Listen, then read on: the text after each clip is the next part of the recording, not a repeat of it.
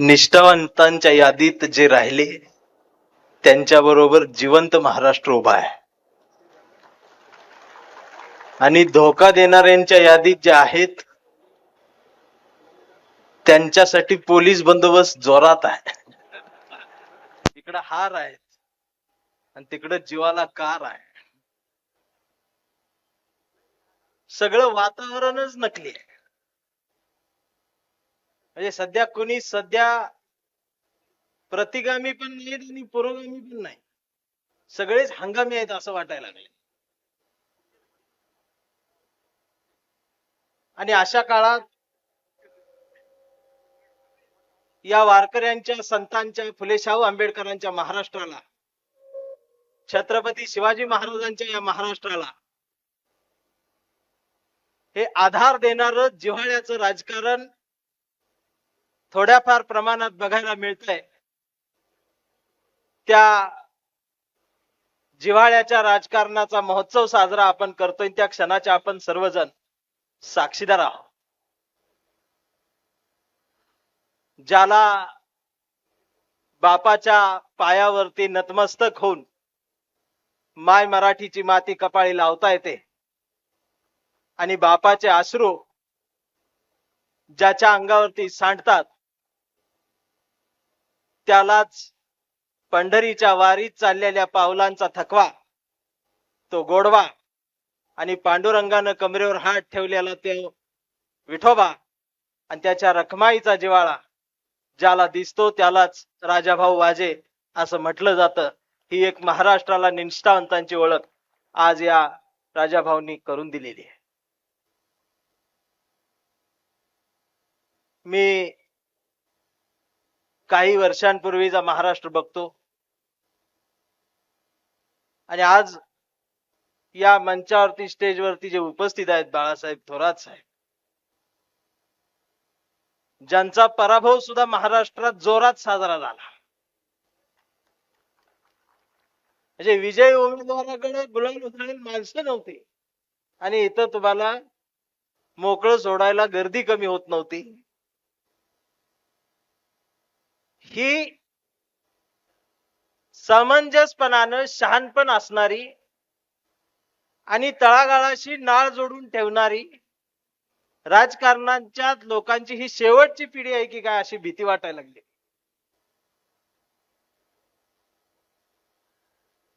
आदरणीय गोपीनाथ मुंडे साहेब ज्यावेळेला बोलायचे त्यावेळेला काँग्रेसचे सगळे शांतपणे ऐकून घ्यायचे, त्यांनी केलेली टीका सुद्धा हसत हसत सहन करायचे. इकडे विलासराव देशमुख साहेब सुद्धा बोलायचे तर भाजपवाले ऐकून त्यांचं सहन करायचे आणि संध्याकाळी एकमेकांचा हात हातात घ्यायचे. आणि आज तोडायचं, फोडायचं, मोडायचं आणि दुसऱ्यान लिवल्याला खोडायचं, याच्या पलीकडे आमचं राजकारण जात नसताना माणसं जोडायचं, महाराष्ट्राला घडवायचं हा विचार देणारी राजाभाऊंसारखी माणसं आहेत. म्हणून आमच्या तरुणांना राजकारणाच्या जवळ जाऊन उभा राहता येतं. सगळं वातावरणच नकली आहे. या नकली चाललेल्या वातावरणात खरं काय? तर एकदा एक इन्स्पेक्टर शाळा तपासायला एका शाळेत गेला. तर शाळेत एकच विद्यार्थी होता. इन्स्पेक्टरने त्या विद्यार्थ्याला उभं केलं, प्रश्न विचारला, सांग म्हटलं देशाचे प्रधानमंत्री कोण आहे? ते पोरग रागान बघत म्हटलं तसलं काही विचारायचं नाही. इन्स्पेक्टर म्हटलं महाराष्ट्राचा मुख्यमंत्री कोण आहे सांग. ती पोरग परत रागान बघत म्हटलं ती तर अजिबात विचारायचं नाही. इन्स्पेक्टर चिडून म्हणाले असं का? तर विद्यार्थी म्हणाला साहेब माफ करा, मला 10 रुपये देऊन इथं थांबवलंय, माझा शाळेचा काही संबंध नाही, मी नकली आहे. इन्स्पेक्टर चिडले, म्हणले शाळेत विद्यार्थी नकली का? शिक्षक कुठं आहेत? मग शिक्षकांना बोलवलं, शिक्षकांना विचारलं विद्यार्थी नकली का बसवलेत सर? तर शिक्षकांनी हात जोडले, म्हणले सर त्याला 10 रुपये दिलेत, मला 100 दिलेत, मी पण नकली आहे. इन्स्पेक्टर चिडला, म्हणाले हेडमास्तर कुठे आहे? तर हेडमास्तर बाजूलाच लपले होते.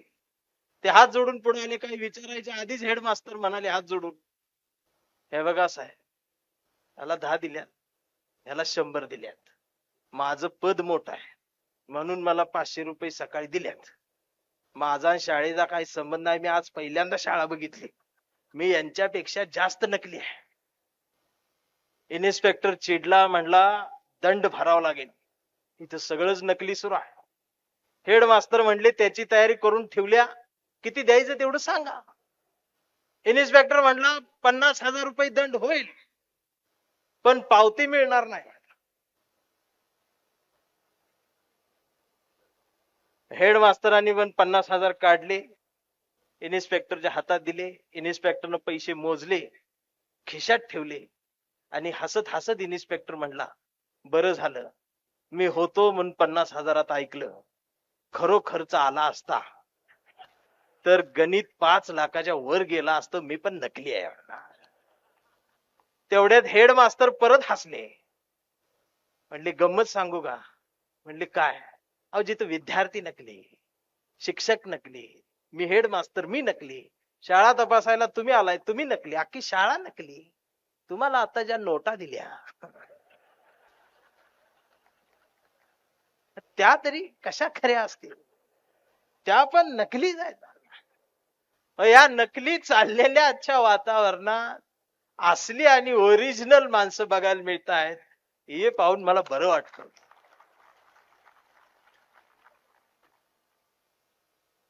आणि सध्या बरं बोलण्यापेक्षा मला खरं बोलायला जास्त आवडतं,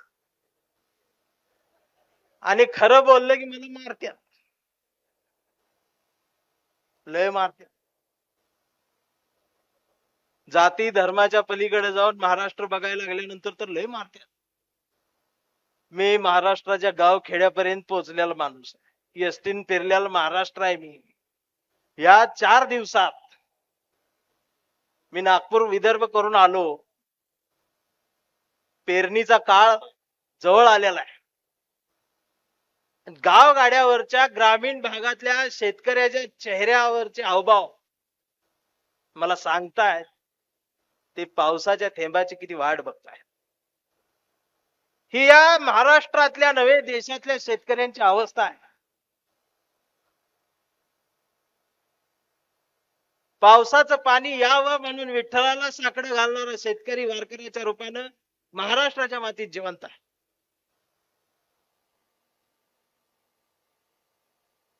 या शेतकऱ्यांचं दुःख जाणून घेणारं शासन आम्हाला पाहिजे असं वाटतं, म्हणून माझ्यासारख्या साहित्यिकाला राजकारणाच्या जवळ यावं असं वाटलं. कारण इथं आल्यानंतर त्यातलं मर्म कळायला लागलं. हा देश आहे, देश स्वातंत्र्य व्हायच्या आधी या देशावर इंग्रजांचं सरकार होत. देश स्वातंत्र्य झाला, काँग्रेसचं सरकार आलं. काँग्रेसचं सरकार गेलं, भाजपचं सरकार आलं, पुलतचं सरकार आलं. परत त्या सरकारचं नावं वेगवेगळी होत गेली. मनमोहन सिंगांचं सरकार आलं, पुलतचं सरकार आलं, नरसिंहरावांचं सरकार आलं, आता मोदींचं सरकार आलं. देश स्वातंत्र्य झाल्यापासून ही कुठली सरकार येत आहेत? माझ्यासारख्या आजच्या तरुण पोराला प्रश्न पडायला लागलाय, साहेब आमच्या शेतकऱ्यांचं कष्टकऱ्यांचं सरकार या देशात येणार आहे की नाही? आता कोणी म्हणेल ते म्हणजेच शेतकऱ्यांचं सरकार, असं नाही. मग अजून का कर्जमाफी नाही?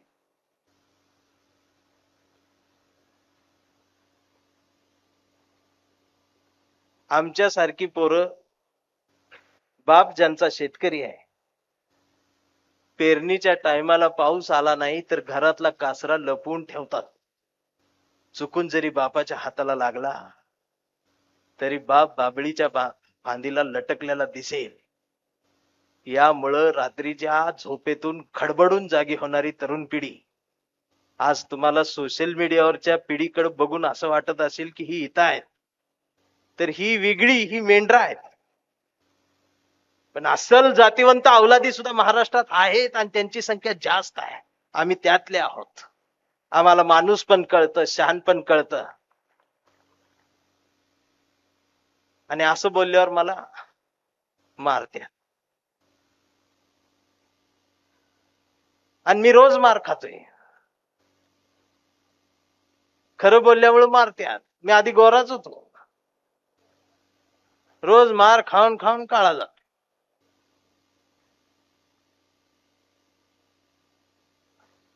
पण आपल्यासारख्या माणसांसाठी, राजाभाऊसाठी एक गोष्ट आहे माझ्या छोटीशी.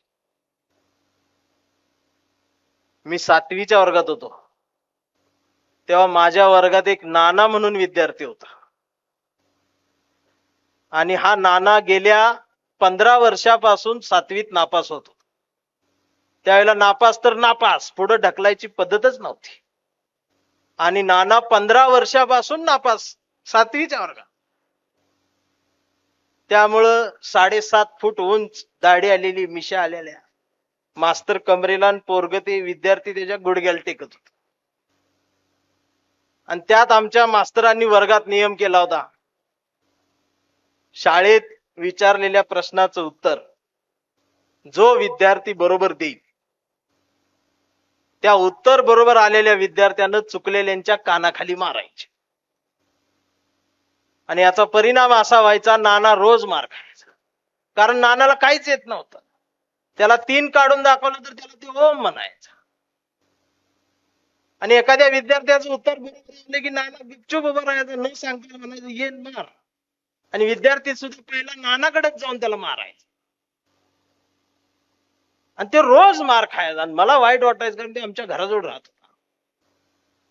मी एक दिवस नानाला म्हटलं, तू कशाला शाळेत येतोस? पण नाना एवढा मार खाऊन सुद्धा शाळा कधी बुडवत नव्हता, रोज वर्गात हजर असायचा. एकदा म्हटलं, तू कशाला शाळेत येतोस? शाळा सोड, तुझ्या प्रश्नाचं उत्तर बरोबर येत नाही, 15 वर्ष झाली एकाच वर्गात आहेस. तर नाना म्हणला, एक दिवस तुला कळल. आणि एक दिवस खरोखर असा आला. आमच्या वर्गात सरांनी एक प्रश्न विचारला. प्रश्न पुस्तकाच्या बाहेरचा होता. प्रश्न होता, गावाबाहेर जे बायका धुणं धुतात, त्या धुणं धुण्याच्या जाग्याला नेमकं काय म्हणतात? आम्ही उत्तर दिली, वडा म्हणतात, वगळ म्हणतात, विहीर म्हणतात, नदी म्हणतात, नाला म्हणतात, डबकं म्हणतात, आड म्हणतात, पोहरा म्हणतात, झरा म्हणतात, तळ म्हणतात, तलाव म्हणतात, धबधबा म्हणतात. एक जण म्हटला समुद्र म्हणतात. मास्तर म्हणले चुकतंय. सगळ्यांची उत्तरं चुकली. आणि नाना उभा राहिला. मास्तर म्हणले आज सगळ्यांचं चुकलंय, तू एखादं उत्तर दे. तर नानानं हळू आवाजात उत्तर दिलं. नाना म्हणला, त्याला पानवटा म्हणतात. पानवटा म्हणतात म्हटल्या बरोबर मास्तर म्हणले, नाना आज फक्त तुझाच उत्तर बरोबर आलंय म्हणले, सगळ्यांचं चुकलंय. आणि मग नानाच्या लक्षात आला नियम.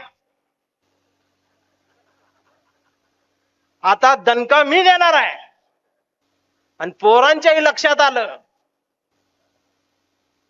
गडबड व्हायच्या आत नानानं पळत जाऊन दार लावलं वर्गाचं. आणि नाना दाराजवळ थांबला. तशी पोरं बोंबलायला लागली. आणि नानाचा दणका साधा बसणार नव्हता. नानाचा हात 32 किलोचा आणि पोराचा गाल 350 ग्रॅमचा होता. दणका बसल्यावर गाल राहील का नाही याची शाश्वती नव्हती. पोरं बोंबलायला लागली. नानाचा दंड असला. शेवटी गाव सगळं गोळा झालं. दार कोण उघडना.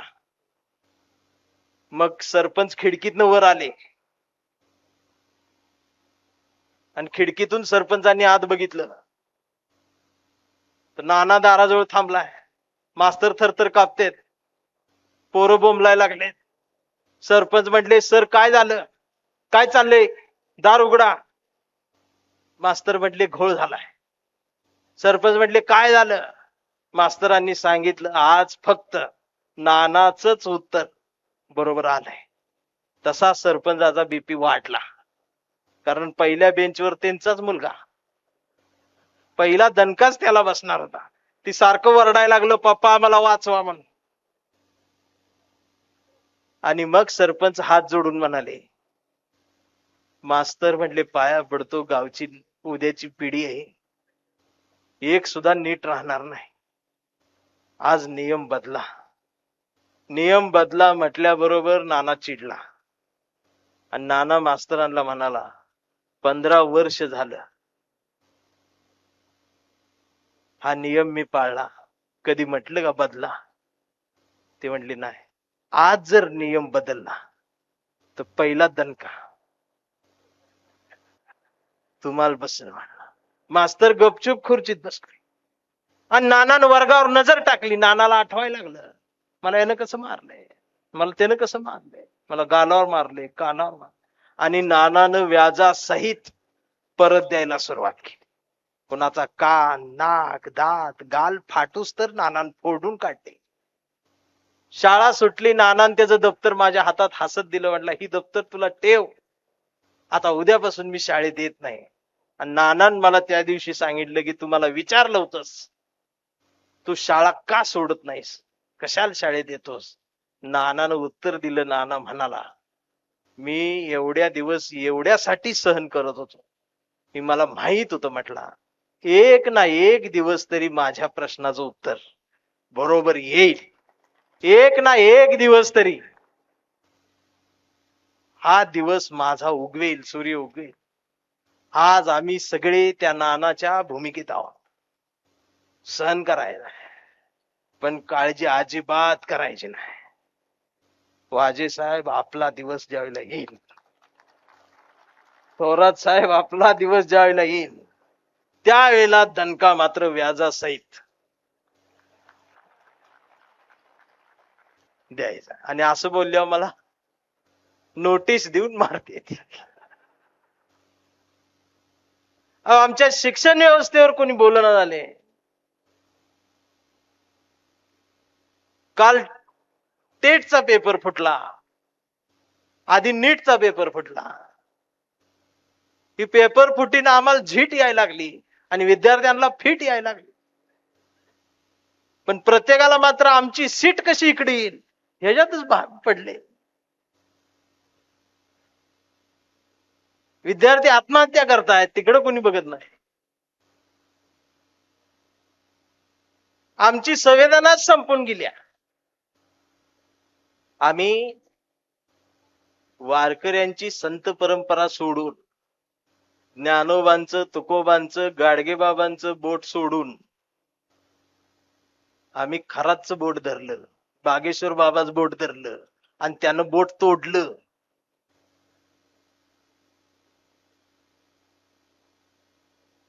म्हणून खराच्या दारात जाऊन भविष्याचा हात दाखवून आयुष्याची वरात काढून घेण्यापेक्षा फुले शाहू आंबेडकरांच्या छत्रपती शिवाजी महाराजांच्या परातीत समतेची आणि परिवर्तनाची भाकरी दमदारपणानं भासता येते हा सांगावा या निष्ठेनं या महाराष्ट्राला दाखवून दिला. आज नाशिकची ओळख वेगळी झाली होती, पण इथून पुढे नाशिक जिल्ह्याची ओळख ही निष्ठावंत कार्यकर्त्यांची ओळख अशी ओळख असणार आहे. आज इथं समोरची गर्दी म्हणजे काय फक्त एका पक्षाची गर्दी नाही, आणि मी सुद्धा कुठला कार्यकर्ता म्हणून नाही तर एक सर्वसामान्य या देशाचा, महाराष्ट्राचा नागरिक म्हणून तुमच्या सोबत उपस्थित झालोय. माझे शब्द अशा राजाभाऊ माणसावरती उधळण्यासाठी. ही आज काळाची गरज आहे. प्रेम आम्ही करण्यात कमी पडतोय की काय अशी भीती असताना हा महाराष्ट्र आहे, हा संतांचा महाराष्ट्र आहे, शेव शाहू फुले आंबेडकरांचा हा महाराष्ट्र आहे. हे आम्ही कायम ठणकावून सांगितलं पाहिजे. आणि या निमित्त मी थोरात साहेबांना आमच्या सांगेन की तुम्ही ज्या वेळेला सत्तेत असता त्यावेळेला आमच्यासारख्या पुरोगामी चळवळीत काम करणाऱ्या कार्यकर्त्यांकडे जरा बघत जावा. कारण तुम्ही सत्तेत असल्यावर आम्हाला कोणी पिक्चर मध्येच घेत नाही, पण आम्ही असतो इथं पेरणारी माणसं. आज हे निष्ठेचं बियाणं सिन्नरच्या मातीत पेरल्यानंतर येणाऱ्या कितीतरी पिढ्यांना ते उगवलेलं पीक दिसेल आणि सिन्नरच्या मातीच्या निष्ठावंत मातीचा इतिहास इथल्या येणाऱ्या कितीतरी पिढ्या गुणगुणत राहतील. ह्या गोष्टी आज साध्या नाहीत. ही बदललेलं राजकारण, समाजकारण. बागेश्वर बाबाचा भरणारा करोडो लोकांचा दरबार आणि ओस पडत चाललेली तुकोबांची गाथा हे आम्हाला येणाऱ्या पिढ्यांसाठी फार धोक्याचं आहे. आमचं जातं गेलं, मिक्सर आला, आम्हाला वाटलं विकास झाला, पण जात्यासोबत आजीची मांडी आणि मांडीवरच्या ओव्या गेल्यात याचं भान आम्हाला राहिलं नाही. त्या ओव्यांसोबत आमचं बरंच काही काय गेलं. आमची झाडं गेली, रस्ते आले, पण नुसती झाडं जात नसतात, झाडासोबत सावली जाते. आणि का जगायचं असतं हे शहाणपण झाडांच्या सावली सकट निघून गेलेलं आहे. तरी या सिन्नरच्या मातीत आमचे मित्र आहेत विष्णू वाघ, रोज एक झाड लावत हिंडते येड्यावानी. मला अशी माणसं अभिमानाने सांगावीशी वाटत. समाजकारण करावं ते गाडगे बाबांचा खराटा घेऊन करावं, राजकारण करावं ते तुकडोजी बाबांची ग्रामगीता घेऊन करावे. आणि असं बोलल्यावर मला मारत्यात. आणि मग कवितेच्या ओळी मी लिहित असतो की पाखरांच्या चोची मधला घास व्हावी कविता, पहिला आणि शेवटचा श्वास व्हावी कविता, कोसळावेत थेंब भुईत मातीचा वास व्हावी कविता, उगवावा पिंपळ एक प्रवास व्हावी कविता, त्याच पिंपळाच्या सावलीला मानवतेचे गीत गाणारी बुद्ध व्हावी कविता, मी करावे पाखरांच्या हवाली तिला मग शुद्ध व्हावी कविता, हिंदूंच्या कंठामध्ये सलाम अलिकम सलाम व्हावी कविता, मुस्लिमांच्या भाळावरचा नाम व्हावी कविता, मंदिर मस्जिद बांधणाऱ्यांच्या कपाळाचा घाम व्हावी कविता, इंद्रायणीत तरलेला तुकाराम व्हावी कविता, आणि या देशाच्या मातीत विज्ञान पेरणारी अब्दुल कलाम ही व्हावी कविता. ही मानवतेची समतेची कविता घेऊन मी ज्या वेळेला येतो त्यावेळेला इथलं विदारक चित्र मला सतावत राहतं. मला अडवणूक केली जाते आणि मला दिसतं रामाचं बोट धरून, रामाचा चेहरा धावून, प्रभू रामचंद्राचं नाव घेऊन रावणाचे विचार पेरणारी माणसं ज्यावेळेला दिसतात त्यावेळेला माझ्यासारख्या वेदना होतात. एखाद्या चालत्या बसमध्ये किंवा थांबलेल्या बसमध्ये एखाद्या मुलीवरती बलात्कार होतो आणि त्या बसचं नाव ज्यावेळेला शिवशाही असतं त्यावेळेला माझ्यासारख्या वेदना होतात. बलात्कार केल्यानंतर ज्यावेळेला आरोपी सापडतो त्यावेळेला मीडियावर त्याचं नाव येतं, मग पहिल्यांदा त्याचं आडनाव बघितलं जातं आणि मग आडनावामधून त्याची जातीचा शोध घेतला जातो आणि मग ज्या जातीचा आहे त्या जातीला शिव्या द्यायला सुरुवात होते. ही आमचं वैचारिक झालेली घसरण आहे. बलात्कार करणाऱ्याला जात नसते, धर्म नसतो, वासनेला कधीच कुठली माती नसते, ती वासनाच असते, ती ठेचून मारली पाहिजे सगळ्यांनी मिळून. हा सांगावा याच रायगडाच्या पायरीवर मावळ्यांनी सांडलेल्या रक्तानं आम्हाला दिलेला आहे, पण आम्ही विसरत चाललोय कारण आम्ही छत्रपती शिवाजी महाराज पाहतोय पुतळ्यात 150 फूट उंच, 200 फूट उंच, 300 फूट उंच, गिनीज वर्ल्ड रेकॉर्ड एवढी उंची पुतळ्याची उंची वाढते आणि आमचा स्वाभिमान जागा होतो. पुतळ्यांमध्ये बघायचं बंद करा. विचार फार महत्वाचे आहेत. मग इकडे शिवाजी महाराजांची उंची वाढवली की लगेच इकडे बाबासाहेबांची उंची वाढवायची, मग इकडे अण्णाभाऊंची वाढवायची, मग इकडे अहिल्यादेवींची वाढवायची. कारण पुतळ्याजवळ मेंढरांची गर्दी वाटली आणि ही जी राजकारणातनं उड्या मारतायत ना, ही मेंढरा आहेत. यांना शहाणपण नाही, संवेदना नाहीत. ही घाबरतायत झेलला आणि पैशाला बोलतायत. जगणार तर एकदाच आहे, मरून जाणार आहे. मला सांगा, ज्यांनी ज्यांनी इकडून तिकडे उड्या मारल्यात त्यांच्या नातवाला ह्या आज्याचा इतिहास सांगताना काय सांगितलं जाईल. आणि आमच्या राजाभाऊच्या नातवाला अख्खा सिन्नर तालुका नाही, अख्खा महाराष्ट्र सांगत राहील तुझ्या आज्याच्या निष्ठावंताचा इतिहास. ही जो मान सन्मान आज मिळतोय, ही 50 खोके सुद्धा क्षुल्लक आहे त्याच्यासमोर. आमचे संजय राऊत साहेब जेलमध्ये गेले, झुकलं नाही. आणि नरकात जाऊन नरकातला स्वर्ग लिहून बाहेर आला. पुस्तक लिहिलं त्यांनी, नरकातला स्वर्ग. आणि इकडं सत्तेच्या स्वर्गात जाऊन नरक भोगायची वेळ आज आलेली आहे.